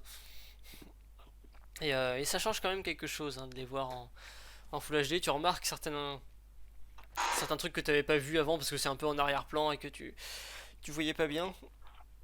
Quand tu regardes avec une image qui a une qualité de merde, au final, tu es un peu concentré sur le truc qu'on voit en gros dans l'image parce que tu dis à que ça que tu arrives à vraiment bien distinguer. Et je trouve que ça change quelque chose. J'essaie aussi de faire quelque chose que j'ai pas beaucoup pu faire, je sais plus, même pas si j'ai réussi à le faire déjà, de regarder un film du Seigneur des Anneaux d'une seule traite, parce que il y en a pour 4 heures, donc en fait je pense que la plupart des fois où je les ai regardés, et je faisais une pause au milieu entre deux moitiés pour manger ou un truc comme ça. Bah, 2 heures, une pause et puis la suite. C'est ça, voilà, et là du coup, enfin, les deux tours, je l'ai regardé il y a quelques jours d'une seule traite, et c'est vrai que c'est quelque chose quand même de se lancer pendant 4 heures dans cet univers, voir les trucs, toutes les scènes épiques et tout, même si tu les connais par cœur, c'est pas grave, tu vois, ça fait quand même son effet. Bah, disons que si tu veux le regarder d'une seule traite, faut pas le mettre à 21 heures, quoi. Faut le mettre vers les 17-18 heures. Après, ça dépend à quelle heure t'es prêt à te coucher, hein, mais moi j'avais un jour Pour de les deux congé, tours, donc je ils avaient commencé à tourner en 2001. Hmm. Oui, oui, oui, les deux tours, ouais. J'ai fait une vanne là-dessus aussi tout à l'heure, ouais. Ah, il y a Vincent qui nous parle d'Avatar 2. Bah, Avatar 2, ça Ah, sort, ouais. si tout va bien, fin 2022. Ouais, c'est ça, c'est ça. Fameux Avatar 2, attendu depuis si longtemps. Tellement attendu qu'on ne l'attendait plus. Et tu sais que Dans dans tes rêves. la semaine où Dominique était chez moi, on a fait la période de Brosnan, puisque ça fait 1 an que j'avais attaqué en VOST. Et le fait d'avoir revu GoldenEye, ça a été le premier Bond que j'ai vu en 96, donc le 15 août 96, celui qui a fait Je suis devenu fan. Le fait de l'avoir vu en VOST, je me dis, ah ouais, quand même, il faudra quand même que au moins celui-là, que mon père le voie aussi, parce que c'est celui qu'il préfère, même si mon père est moins fan que moi. Franchement, ouais, de l'avoir revu. Et puis tous les Bonds dans l'ensemble, en VOST, il y a des blagues qui sont différentes de la VO et de la VF. Donc toi, Vincent, on parle de cinéma, toi tu nous parles de bouffe. Alors tu as des films culinaires qui te plaisent, la cuisine au beurre, Oui. la cuisine à l'américaine, La cuisse. l'aile ou la cuisse, mais oui, ça, ben voilà, ça c'est cultissime, c'est collector, ça a 45 ans et ça ne prend pas une ride. Mm. Et c'est toujours d'actualité en plus. Et qui fait partie de la vidéothèque de l'association pour ceux qui en sont membres. Pour les autres, eh bien, inscrivez-vous.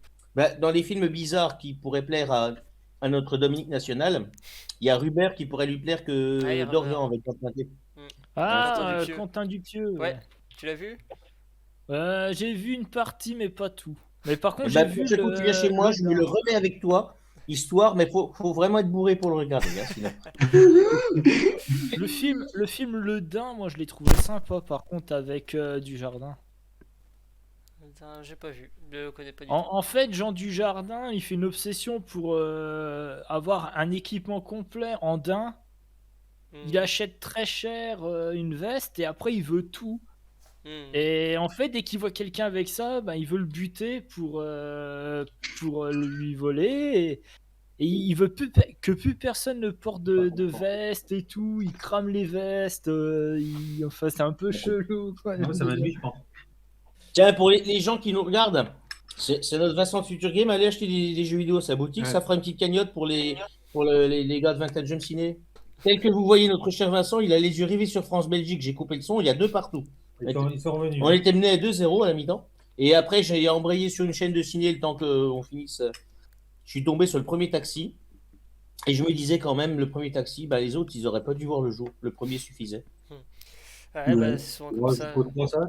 Ils sont comme Ah, ça. le 2, le 2 mais le 2, mais c'est tout, quoi. Et au générique de fin, je voyais le nom du cadreur, du caméraman du film, c'était Pierre Morel. Et en fait, Pierre Morel, c'est lui à qui on doit par la suite le premier Taken et From Paris with Love.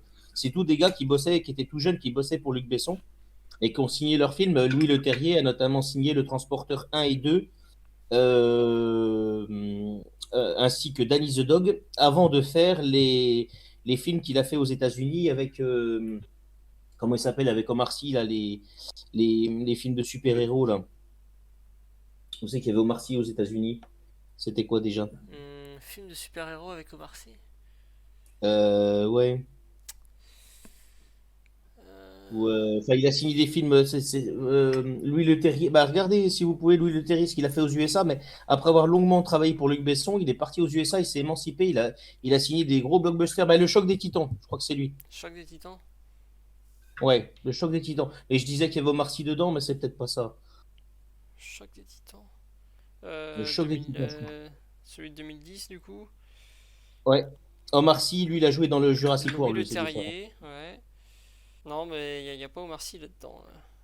Non, mais Omar Sy, je me gourre. Il y a eu, comment, dans Le Choc des Titans, il y a eu Mouloud Achour, par contre. Oui, Parce Mouloud qu'il y avait- Achour, ça oui, je l'ai vu, Voilà. là. Et Omar Sy, après, lui, il a fait les Jurassic World. Voilà. D'ailleurs, puisqu'il est question de foot ce soir, il y a des films sportifs. Il y a eu le fameux 3-0 de Fabio Antoniante qui a fait les campings. C'était pas mal 3-0 d'ailleurs. Il y avait les rois du stade, c'était le film avec les Charlots où ils font les Jeux Olympiques. C'était dans l'esprit des Charlots, c'était marrant comme tout. Il y a eu les Seigneurs en 2012. Olivier Dahan qui avait fait La Môme en 2012 a sorti Les Seigneurs avec toute une équipe d'acteurs. En fait, c'est un petit club de foot breton sur une île bretonne qui va pour faire la. C'était pas mal. Très bien, très bien. je vois Romain qui prend les notes. C'est bien. Il prend les notes des trucs à regarder. Non, mais les Seigneurs, franchement, moi j'avais vu la bande-annonce, j'avais trouvé sympa et le film était vraiment sympa. Surtout qu'ils débarquent sur une petite île bretonne où, par les gens du coin, il y a quasiment personne. Le petit club, le stade de foot, il est un peu en pente d'ailleurs, ça les aide pas des masses parce qu'avec le vent, ils galèrent un peu et qu'après, ils montent à Paris au Stade de France. Non, c'était sympa. J'avais pas vu. Karim nous parlait de X-Men Days of Future Past. J'ai jamais vu le film X-Men d'ailleurs. Je sais pas. Le premier? J'en ai vu aucun. Le premier? J'ai vu aucun X-Men. Je sais pas, je m'a jamais donné plus envie que ça. C'est peut-être très bien, hein, mais. J'ai vu le premier, c'était quand en 2001, il est sorti 2002, 2001. Entre 2000 et 2003, je crois, ils ont fait 3 X-Men. Le premier, il est très sympa. Mais le problème, c'est que dans le même laps de temps, ils ont commencé à monter Spider-Man. Ils ont commencé à sortir des films. La mode des films de super-héros, en fait, ça fait 20 ans que ça dure. Et ça a commencé avec les X-Men, je crois. Qui sont tout à fait différents de ce que l'on voit des autres, des Marvel. Hein. Je veux pas insulter les fans des deux univers, mais je crois qu'il y a 3 partout. Ouais, les X-Men, c'est sympa. Et après, pour le reste, Spider-Man, moi, celui que je préfère, c'est Iron Man. Après, dans l'univers Marvel et les Avengers, tout ça, celui que je préfère, c'est. J'ai vu les 3 Iron Man. De toute façon, oui, c'est Iron Man qui a démarré le MCU, le fameux. Et puisqu'on évoquait Louis Leterrier, c'est lui qui a fait l'incroyable Hulk aussi. Parce qu'il y avait eu Hulk en 2002 de Ang Lee et il y a eu l'incroyable Hulk. C'est Louis Leterrier. En 2008, d'accord, ok. Ouais, effectivement, il touche sa bille, le gars. Ouais, peut-être qu'un de ces quatre que je regarde de X-Men. Remarque, j'ai vu Deadpool, et dans Deadpool, on a un peu des apparitions de X-Men. J'ai pas vu le deuxième Deadpool d'ailleurs. Faudrait que je le mate. Histoire Je crois que c'est le 2 que j'ai, moi. Attends, je regarde. Ah, Je crois que c'est le 2 que j'ai en DVD. Sur Netflix, il y a une nouvelle série qui est sortie. Tu sais, tu sais, il y a une nouvelle série qui est sortie sur Netflix. il y a un peu toujours des nouvelles séries qui sortent. Tu parles de quoi? Tu sais, le jeu avec la poupée qui a 1, 2, 3 soleils, là. Squid Ah, Game? Squid Game. Ouais, Ouais, j'en ai ouais. entendu parler de celui-là. Ce qui est marrant, parce que c'est le genre de truc où j'en entends parler en apprenant que c'est le truc le plus célèbre du moment, tu vois. Et je suis là, ah bon, d'accord, bah je savais pas. J'ai pas dû beaucoup suivre. Est-ce qu'il y en a qui ont vu Squid Game ou qui en. Oui. Oui. Oui, Non, oui, non, j'ai faudrait- vu en Moi, c'est la première fois que je me parler. Alors allez-y, parlez-nous, ceux qui ont vu. Alors, qu'est-ce que tu veux savoir? Bah, je sais pas, c'est bien, c'est pas bien, c'est surcoté, sous-coté. Ça parle de Alors, quoi? ça n'engage que moi. Je trouve que c'est surcoté. Euh, Pour ceux qui ont bien aimé Hunger Games Battle Royale, donc je parle du film japonais qui date des années 2000, je crois, un truc comme ça. Oui, J'avais et kiffé non pas des Battle jeux Royale. Fortnite. Donc, ouais, c'est fortement basé sur le concept. Donc, en gros, c'est. Là, pour le coup, c'est 400 personnes qui se retrouvent à jouer à un jeu mortel sans le savoir au début. Et ça fait ressortir le pire de l'humain, comme souvent dans ce genre de truc, quoi. La trahison, les groupes pour essayer de survivre le plus longtemps possible. Et pour ceux qui auraient loupé ça, ils ont certainement vu des mecs habillés en tenue de la Casa de Papel avec des boutons PlayStation sur la gueule. Oui, c'est un peu ce que j'ai retenu comme visuel. Du coup, au début, je me demandais limite si c'était une parodie ou quoi. Tu sais, où des mecs sortis d'une pub Xbox très. Non, si t'as envie qu'on le regarde, faudrait que tu viennes chez moi si t'as envie qu'on le regarde, la série. Est-ce que toi t'as regardé, Bah Yannick? ouais, mais on va pas le tout regarder en un soir, c'est une série. Tu l'as regardé, Yannick, toi? Non, pas encore. Pas encore? J'aimerais bien le regarder. Je vois tout le temps des Il y en a des trucs extraits à regarder en euh, vrai. Ouais. Moi, je sur, vois un peu les steaks, mais je dis pas que sur c'est pas bien. TikTok, je vois des extraits et puis voilà. Donc voilà, mon avis purement personnel, c'est que c'est surcoté. Après, si j'essaye de réfléchir un peu à où ils ont voulu en venir, ben c'est peut-être un peu moralisateur aussi, hein. On sent qu'il y a quand Oui. même une essaye de démarche de moralisation dedans. En fait, faut savoir un truc, c'est que dedans, c'est que des crapules, c'est des banquiers qui ont détourné de l'argent ou des trucs comme ça, ou qui ont fait des activités crapuleuses, qui se sont retrouvés très fortement endettés. Et en gros, ils ont des tueurs à gages sur le dos, ils sont menacés de mort et tout. Et la seule solution qu'ils ont, on va dire, c'est soit de se laisser abattre ou alors d'avoir une chance d'être premier au jeu et de rembourser leurs dettes. Hmm. Vu qu'à chaque fois qu'une personne se fait tuer, il y a une grosse somme d'argent qui tombe dans la tirelire. Donc du coup, ça incite à faire en sorte que les gens meurent le plus vite possible pour vite en finir, quoi. Donc voilà. Et justement, je trouve ça a un côté un peu malsain et Un petit peu, oui. Littéralement un jeu où les mecs doivent s'entretuer pour gagner un max de fric. Bien sûr. Ouais, donc voilà, mon avis là-dessus, c'est qu'il y a peut-être une espèce de tentative de moralisation sur le fait que l'être humain est une bête assez... L'homme est un loup pour l'homme, c'est bien connu. C'est ça, c'est ça. C'est ça, non, attends. Ouais, je réfléchis, est-ce que j'ai des idées de.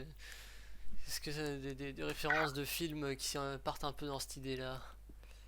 Ben, La Casa les n'est plus pas connus, prête. c'est Battle Royale. Et Battle puis Royale, Hunger Games, mais quoi, que je où n'ai c'est pas que vu. t'as... Hunger Games, je sais pas, c'est pas vraiment.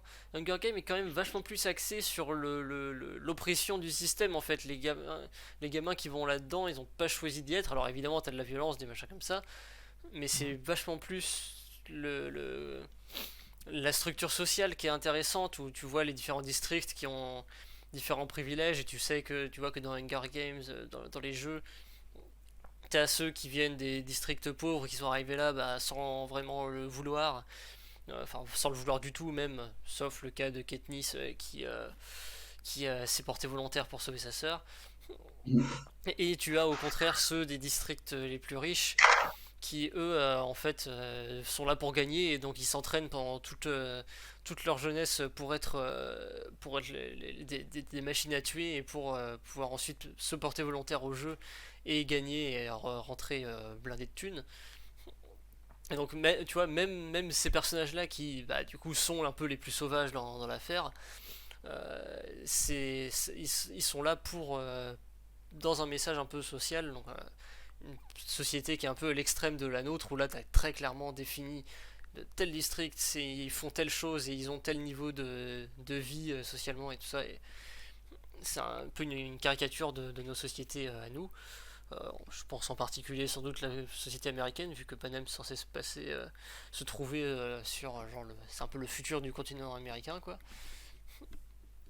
Et donc je pense quand même Hunger Games pour moi est à part à ce niveau-là. J'ai pas vu Battle Royale, cela dit, je sais pas, Bon, mais après, il leur laisse pas tellement le choix non plus dans Battle Royale. ouais, c'est ça. Mais de ce que j'ai compris, il est quand même plus axé sur la violence et la sauvagerie un peu. Battle Royale, c'est bien gore. Ouais, c'est ça. Battle Royale, Ils se c'est font tuer de simple, différentes manières. C'est c'est extrêmement 100 gore. élèves de lycée difficile, donc des petites raclures, quoi. On les envoie sur une île pour les mater, et en gros, ils doivent participer, pareil, à un jeu avec des secteurs qui se désactivent, et s'ils restent dedans, ben, le collier qu'ils ont autour du cou explose, donc il faut qu'ils soient en permanence dans la zone de combat qui se rapetisse, un peu comme ben, dans le concept de Player quoi. Effectivement, Donc, dans les jeux Fortnite et tout ça, c'est exactement ça, du coup. c'est ça. Et donc, du Écoute, coup, bon, là, ils ont c'est repris un pas une concept intéressant. zone. C'est pas une Bon, les zone gars, moi, qui je va vais te vous laisser. bouffer, c'est Ouais. carrément une explosion, quoi. Bonne D'accord, nuit. ouais, salut Yannick. Donc si tu peux À tout à redire. l'heure, Romain, toi. Oui, à tout à l'heure. Ouais. Donc si tu peux redire ce que tu disais, Dominique, parce que comme tu Je parlais disais, moins pour fort. le coup, ce n'est pas une zone qui te fait des dégâts, c'est carrément une explosion d'un collier avec une charge. Oui, c'est Donc, vraiment dès l'instant où t'es plus dans la zone sécurisée, t'es mort, quoi. c'est ça. Alors qu'effectivement, genre dans Fortnite, tu prends les dégâts petit à petit et si t'es assez rapide, tu peux arriver à rejoindre la zone sûre une fois que la limite arrête de bouger, quoi. Alors, le pire, c'est que Battle Royale, on l'avait vu au lycée en fin d'année, c'est notre prof de maths qui nous l'avait montré. C'est bien, ça pose l'ambiance. Vous voyez les gamins, si vous continuez à nous faire chier, c'est comme ça qu'on va vous envoyer. C'est ça, c'est un message. Ça va vous calmer. Oh, putain.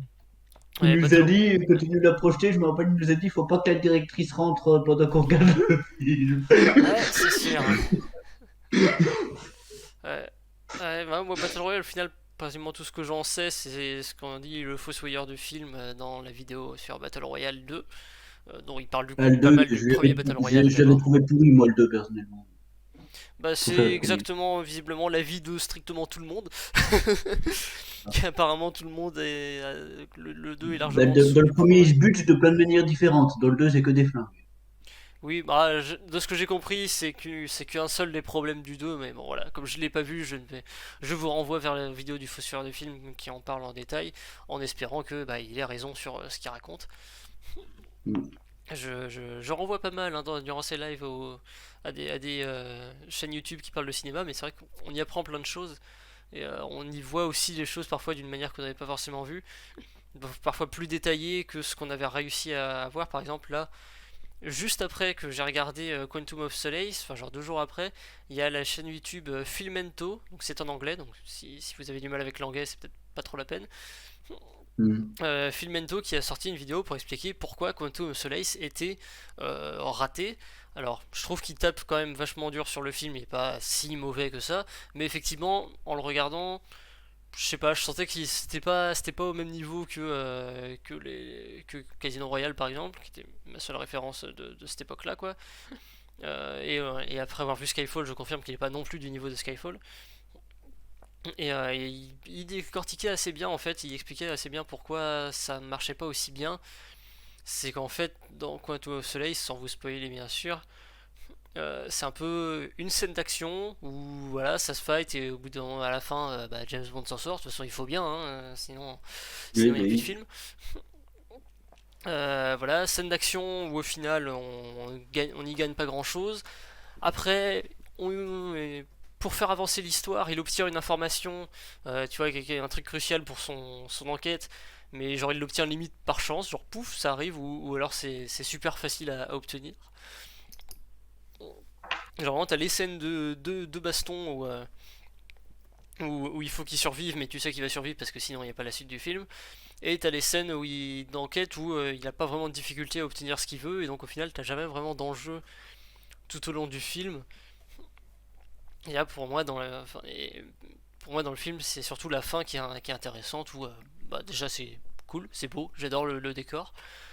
Et puis là bon bah voilà t'as un petit peu plus l'enjeu parce que tu sais que c'est là qu'il va réussir ou pas à battre le méchant et voilà. Mais du coup voilà pour ce genre de truc.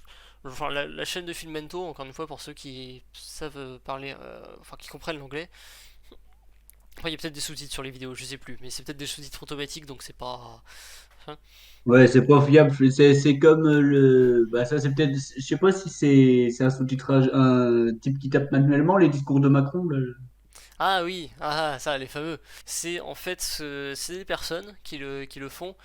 On appelle ça des vélotypistes, c'est le nom du Ouais. métier, des gens donc, qui tapent vite, et ils ont des claviers spéciaux. J'essaie de me rappeler le nom de la vélotypiste qui a fait le premier discours de Macron du Covid, enfin le premier à avoir les sous-titres comme ça, qui a fait beaucoup parler, s'appelait Sylvia Costi, je me rappelle.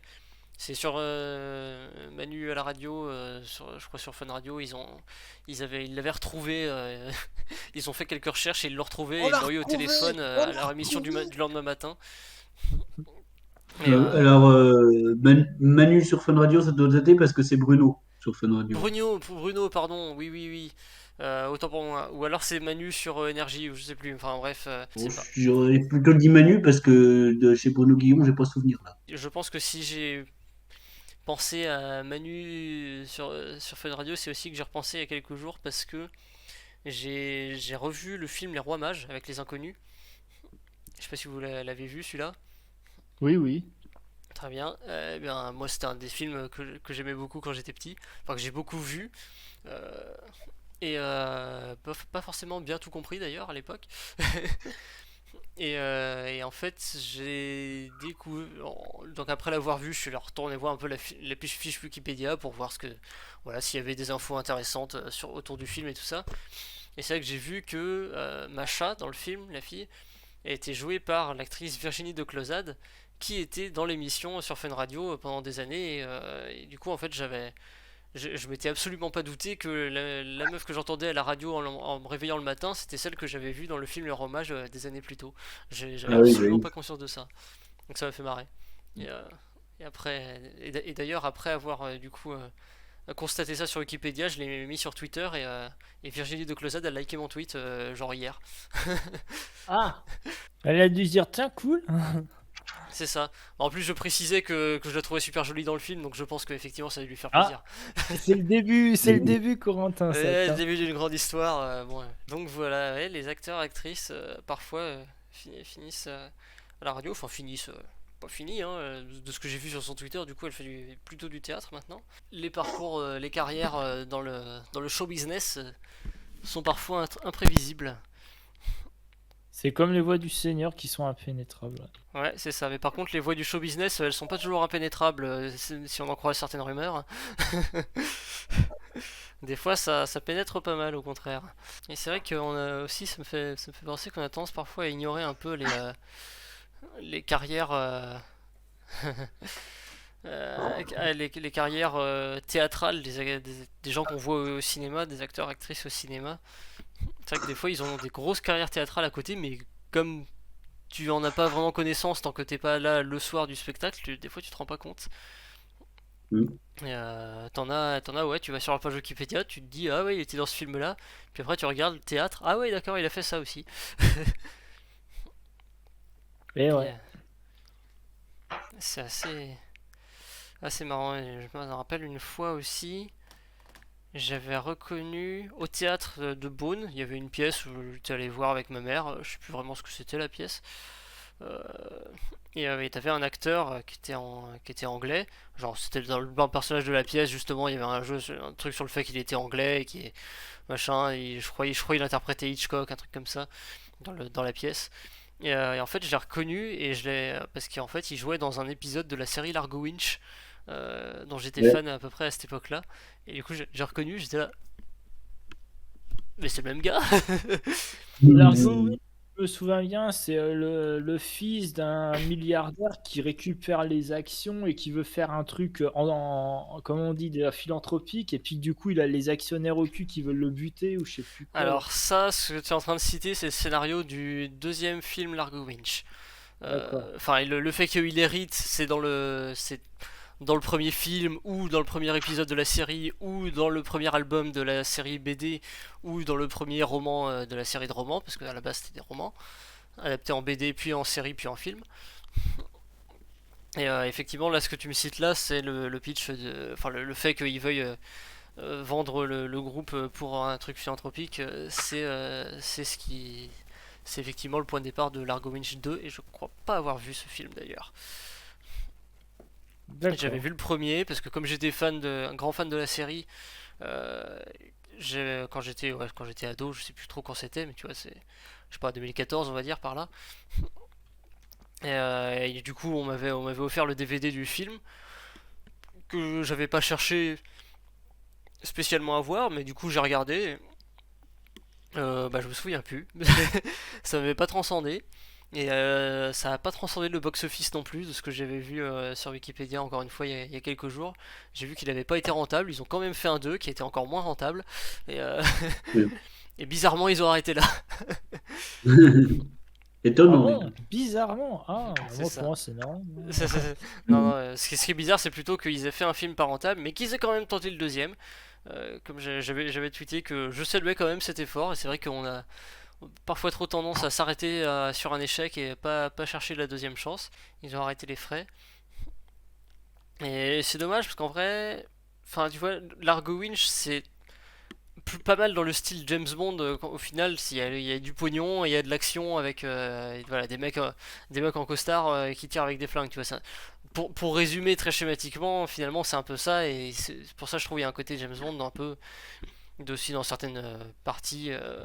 Enfin voilà, après aussi le côté séducteur du héros et tout ça. Enfin voilà, il y a, je pense, un peu une inspiration bondienne à ce niveau-là. Euh, je sais pas si elle était présente dans les romans de base, parce que les romans de départ, le principe c'est vraiment d'utiliser ce personnage de jeune casse-cou, jeune héros casse-cou propulsé dans le monde de la finance pour beaucoup parler en fait de finance, et t'as énormément de trucs que tu peux apprendre même là-dessus sur comment ça fonctionne dans ce genre de milieu, parce que Jean Van Hem qui est scénariste enfin qui était l'écrivain je crois des romans, qui a été en tout cas le scénariste de la série BD, connaît très bien ce milieu-là, et du coup il y a plein de trucs très réalistes qui sont mis dedans à ce niveau, des histoires de montage Ouais. financier et tout, et ça donne, c'est assez intéressant. On raconte même que Jean Mèche a fait un caméo. Les Aristotraders, ouais, c'est ça. Référence à Dans la Dèche pour ceux qui ne l'ont pas encore vu, ce qui sont certainement nombreux vu que le film n'est pas fini. Bon, bah, ça, c'est logique. Hein. Et ça, mais bon, cette fois-ci j'essaierai de m'arranger pour faire la rediffusion du live, donc peut-être que quelqu'un regardera ce live en 2026. Bonjour les gens de 2026. Qu'est-ce que vous foutez ici? Euh, Où voulais-je en venir avec Largo Winch? Ouais, donc il y a ce côté un peu Bond que du coup j'ai remarqué là récemment. Je me remets à regarder quelques épisodes de la série que j'avais tant aimé quand j'étais ado. Et bon, je me rends bien compte que c'est pas si ouf que ça, mais bon, ma foi, ça se laisse regarder. En tout cas, moi, quand j'étais ado, j'aimais bien. Et voilà, faut pas s'attendre à du grand art, mais il y a des trucs sympas quand même, il y a des bonnes idées des fois. Et, Oui. je trouve la série sympathique. Mais ça se voit qu'ils avaient un budget un peu bas des fois. Tu vois, c'est censé être du niveau James Bond, tu vois, au niveau du pognon qui est en jeu et tout ça, mais tu vois vite que les producteurs, ils avaient pas vraiment envie de payer le billet d'avion pour tout le monde jusqu'à l'autre bout du monde pour filmer. Donc t'as les scènes qui sont faites genre à New York parce que ça c'est censé se passer à New York, et le reste c'est quasiment tout tourné en Europe. C'est ça. C'est ça. C'est-à-dire, enfin, par exemple, il y a un épisode notamment où c'est assez risible, c'est que t'as l'Argowinch du coup qui doit conclure un contrat avec un roi de pays arabe, genre, enfin tu vois comme si c'était genre le Liban ou un truc comme dans le coin, tu vois. Et il lui dit ah mais désolé il faut que je quitte New York et tout ça mais vous pouvez m'accompagner si vous voulez on continuera à mener cette affaire et du coup tu te dis ah ok ils vont aller dans son palais au Proche-Orient tout ça et en fait non ils vont dans un petit château en France près de Beauvais tu sais tu te dis ah tiens c'est marrant je voyais pas ça comme ça le Moyen-Orient moi et tu sens que bah, les producteurs ils avaient pas envie d'aller jusque là-bas donc ils ont tourné le truc en France c'est quasiment beaucoup très français la production, enfin, quand tu vois les noms dans le générique, franco-belge, ouais, allemand, je sais pas quoi, tu vois. Mhm. Et du coup, c'est assez marrant effectivement de voir comment ils se débrouillent pour faire leur truc avec un budget assez limité. La plupart du temps, ils s'en tirent pas trop mal, mais des fois ça se voit un petit peu, quoi. Puis bon, voilà, de manière globale, c'est du voilà, hein, du feuilleton basique, enfin pas de feuilleton du coup, série vraiment. Qui est pas hyper poussé mais qui est bien quand même, qui se laisse regarder. Et pour ceux qui veulent lire les BD, là par contre je recommande très fortement les BD. Ça c'est pas pour les gamins, c'est vraiment Oui, pas pour les oui. gamins. T'as voilà des viols, Oula. des meufs à poil, des gens qui se font égorger, des trucs, des gens qui se font brûler vifs. Enfin voilà, de temps en Oula. temps il y a des trucs, c'est pas pour les gamins. Mais voilà quoi, je conseillerais pas pour un gamin de 10 ans si tu veux. Pour un gamin de 14, ça commence à passer. Techniquement, je devrais pas le recommander pour les moins de 16 ou moins de 18 parce qu'il y a de la nudité et tout, mais bon, ça reste du dessin. Faites pas chier C'est ça. s'il commence à être au collège, il a déjà vu pire. C'est ça. Ou entendu pire, alors autant voir le truc, au moins il apprendra des trucs sur la haute finance et les magouilles qui se passent à ce niveau. Mhm. Voilà, et bien du coup, C'est bonne ça. nuit tout le monde, bisous bisous, Bonne nuit. voilà, bisous chatouilles. Ciao ciao. Bonne nuit. Bonne nuit. Ciao. Ciao.